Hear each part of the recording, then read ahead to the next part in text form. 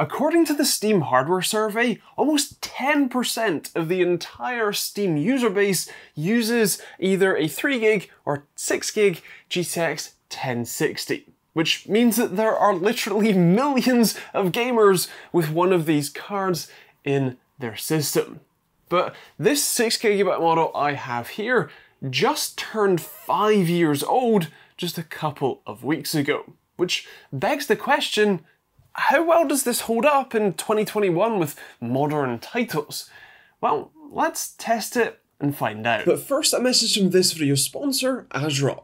Their Z590 Taichi motherboard features support for both Intel's 10th and 11th generation CPUs, 14-phase Dr. MOS power design, killer Wi-Fi 6E and 2.5GB Ethernet, PCI Gen 4 supports, and even 2 Thunderbolt 4 ports on the back.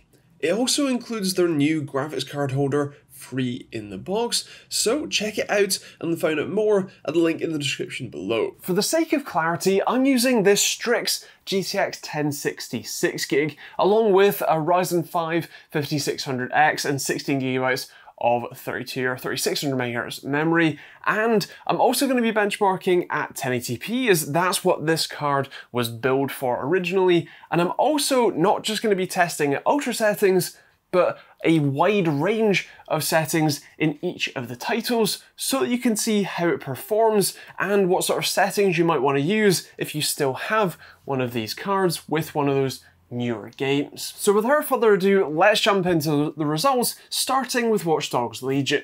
At low settings, the 1060 offers 66 FPS average and 51 FPS in the 1% lows. The catch to that performance is that the visual quality is what I would call noticeably bad. Luckily though, if you want to step up to the medium setting, that only drops your average FPS by 5, while giving you a pretty reasonable visual quality improvement, enough that I wouldn't be frustrated while playing. Setting it to high does improve that visual aid a little bit further, but at the cost of almost 10 FPS average, dropping it below the crucial 60 FPS target. And while it is still playable, for sure, personally I would rather take the quality hit over the performance drop. If you aren't that bothered though, you could step it up further to very high where you get just 43 FPS average and 33 FPS in the 1% lows. This isn't a great time, but at least it should look nice.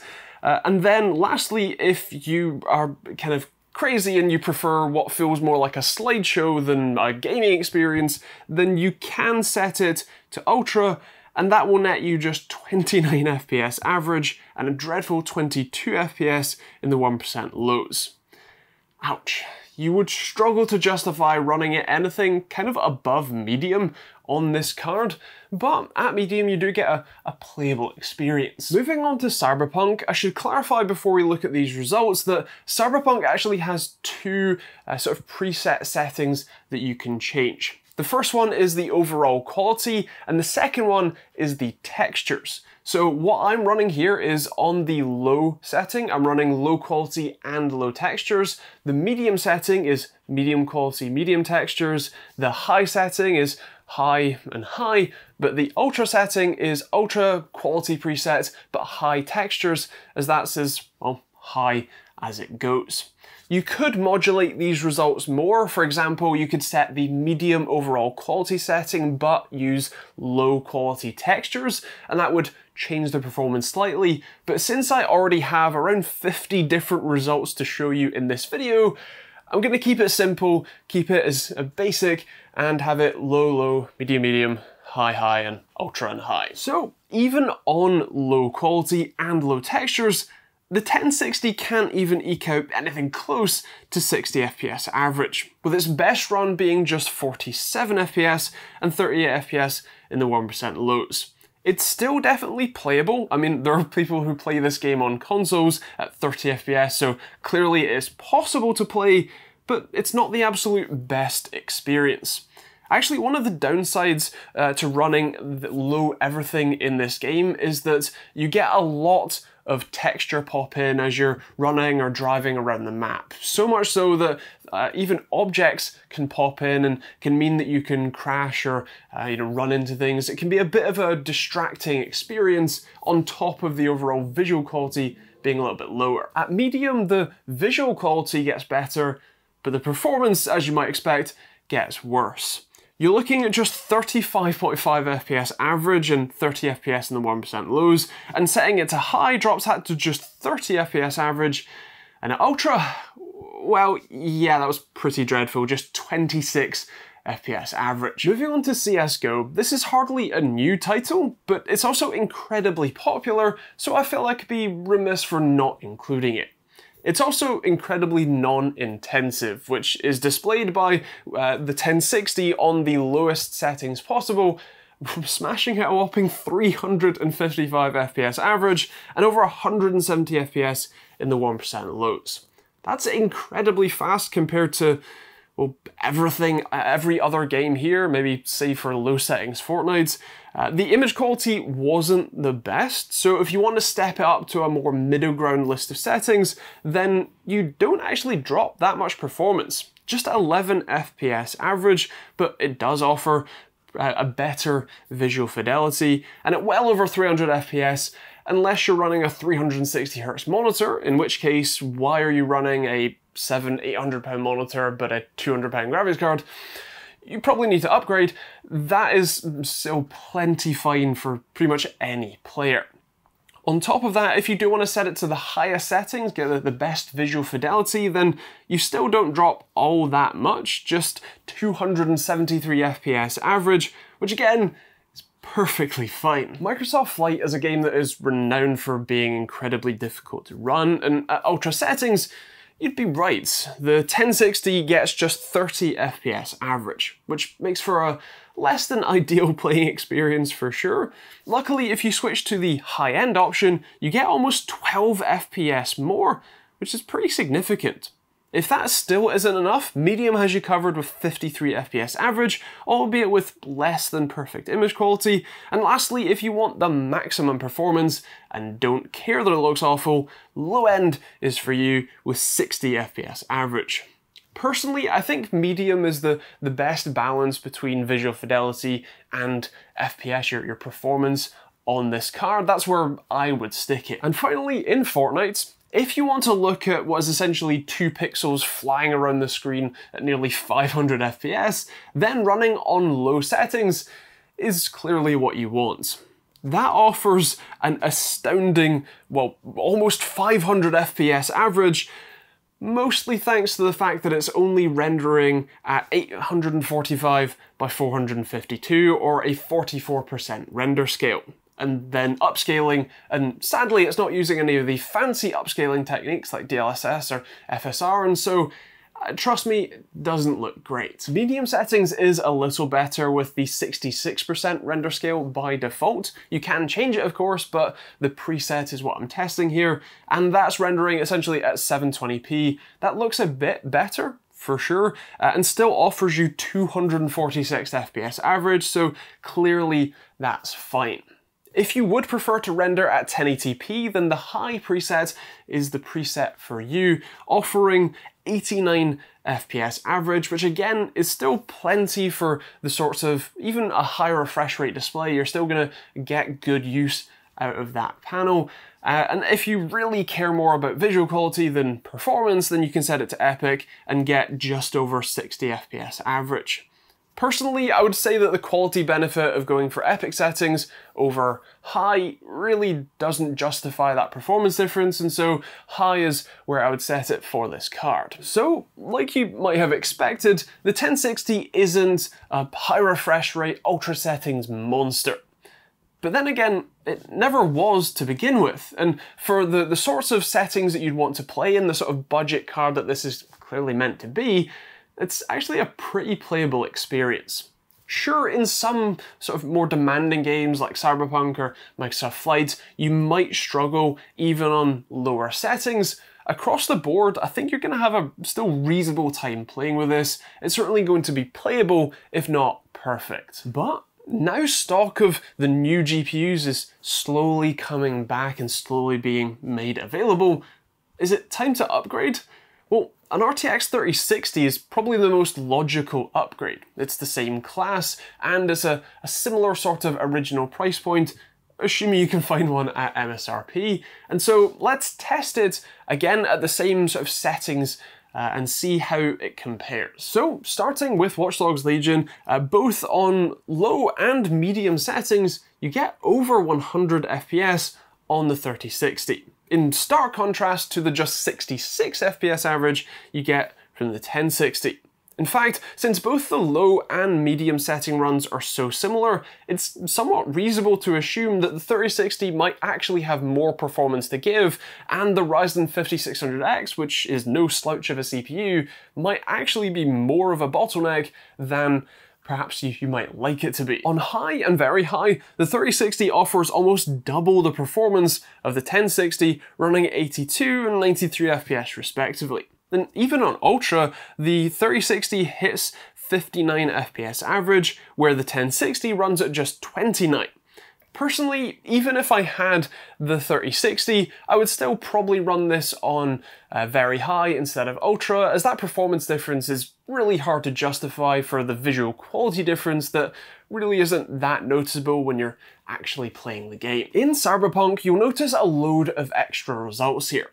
That's because the RTX 3060 supports the RTX suite, whereas the GTX 1060 doesn't. And Cyberpunk actually lets you change a number of the settings here. Again, to keep things reasonably simple, I'm showing you the Ray Tracing Medium, Ray Tracing Ultra, both with no DLSS, also Ray Tracing Ultra with DLSS, and the standard Ultra preset with no Ray Tracing, but with DLSS, on top of the same results that you've seen for the 1060. So, starting with the Ray Tracing Ultra with no DLSS, I can't say that I would bother turning ray tracing on here, as especially with that, without DLSS, you're getting just 33 FPS average, which is awful. At 1080p on a 3060, that's not great. You can improve that a little bit by setting it to ray tracing medium, which does help at 40 FPS average, but that's still not fantastic. Or if you do want to enable DLSS with the Ray Tracing Ultra mode, you get 54 FPS average, but again, that still leagues away from even the standard Ultra presets without DLSS enabled. Comparing apples to apples, the 3060 offers well over 2 times more performance than the 1060, pretty much across the board.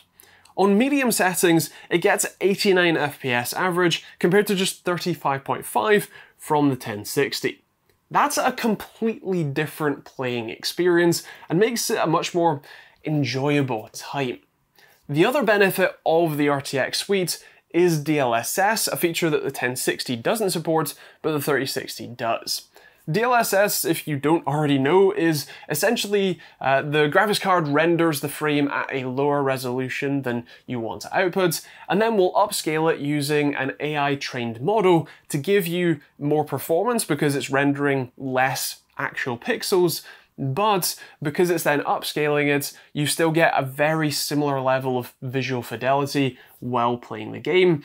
And because of that upscaling, or that feature, you get 90 FPS average on the Ultra preset with DLSS enabled, which is up from 64 FPS without it. Now moving on to Csgo, that offers a pretty similar level of performance, although not quite as big a gap as we've seen in some of the other titles. Thanks especially to Csgo being a more CPU limited game, and considering that the 3060 is getting 567 FPS on the lowest settings and is over 400 FPS on the highest, I think it's safe to say that either of these cards are still going to provide a very good experience for pretty much any level of setup you want to run. In Microsoft Flight, the 3060 offers a very significant advantage. From just 30 FPS average on Ultra with the 1060 to just shy of 60 on the 3060, well, that's a difference you would notice in games. If you want to turn the settings down a bit, on medium you get just shy of 100 FPS, and on the 3060, compared to almost exactly half that on the 1060. it's safe to say that the 3060 would offer you a pretty significantly better gaming experience here. Finally, in Fortnite, again, there are a few extra settings available, namely ray tracing and DLSS. Now, unlike Cyberpunk, Fortnite doesn't have any presets for the ray tracing settings. It has a number of different options and a number of different settings for each one. So again, in the interest of keeping things reasonably simple, for the ray tracing results here, I'm showing basically all of the settings on their maximum, including having DLSS enabled and set to performance. And I'm also showing you the non-ray tracing, but with DLSS enabled setting, again set to performance, so you can see how those extra features, well, impact the experience. Now, much like Cyberpunk, I probably wouldn't be enabling ray tracing, especially to the extent that I've done here, because you get just 63 FPS average out of the 3060, which is pretty significant, a pretty significant drop, especially when you then consider that without those ray tracing settings enabled, but with DLSS enabled, you get 197 FPS average. That's absolutely insane, and again, that is on epic settings. If you do want to disable DLSS, then you still get, I think, a little bit over double the performance of the 1060 on the same settings, and if you want to go crazy and set it to low, then, well, let's just face it, it's an insane amount of performance. So, if you want to double your performance, or in some certain use cases quadruple it, then yeah, the 3060 is a very good buy and a very worthwhile upgrade, and assuming you can find them at MSRP, a pretty decent value for an upgrade as well. Of course, the stock and availability of these cards isn't perfect yet, and so that's why I'm quite happy to see that the 1060, despite being 5 years old now, still offers a pretty reasonable experience across the board. Sure, it's not perfect, and of course a card like the 3060 will offer you a much better time, but with the right settings, you can still very much enjoy gaming, even on the more demanding titles, and on the more esports type ones, it really doesn't matter what card you have, because this is clearly good enough. So you've heard the results and a little bit about my thoughts, but I would love to hear your thoughts in the comments down below. Do you have a GTX 1060? Are you planning on upgrading? If so, what card are you planning on going to? Or are you happy with the level of performance? And what do you think about the performance gap between these two? Graphics card availability, anything at all, feel free to let me know in those comments down below. Now, as always, I will be leaving a link to at least the 3060 in the description you can check out. It'll be an Amazon affiliate link that will take you to your local Amazon store where you may or may not be able to pick one up, so feel free to take a look and let me know if you can or not. I would also feel free to remind you about the subscribe button if you want to stay up to date on these videos, of course the bell notification icon as well. Also, if you want to support the channel, as these benchmark videos do take some time, then feel free to hit that YouTube join button to get access to our Money Min Discord chat, sponsor-free videos, and some cool emojis to use in the comments and on the chat of our live streams. If you prefer to support on Patreon instead, we have that link in the description, or if you want to just pick up a hoodie or t-shirt like this one, this is an RTX 2060 I designed in Blender, which actually completes the little family quite nicely, then feel free to take a look at that. That's linked in the description, or a load of other designs, and there's a load of other affiliate links in the description you can check out too. For if you're buying from places like Overclockers UK, there's a link down there for that. So if you want to pick up a VPN or Hubble Bundle, Streamlabs OBS, a load of options, so do feel free to check those out. And do check out the rest of the videos that are on the end cards. I have a lot for you to check out if you haven't already, so feel free to take a look. Otherwise, thank you very much for watching. Hope you enjoyed it, and we'll see you all in the next video.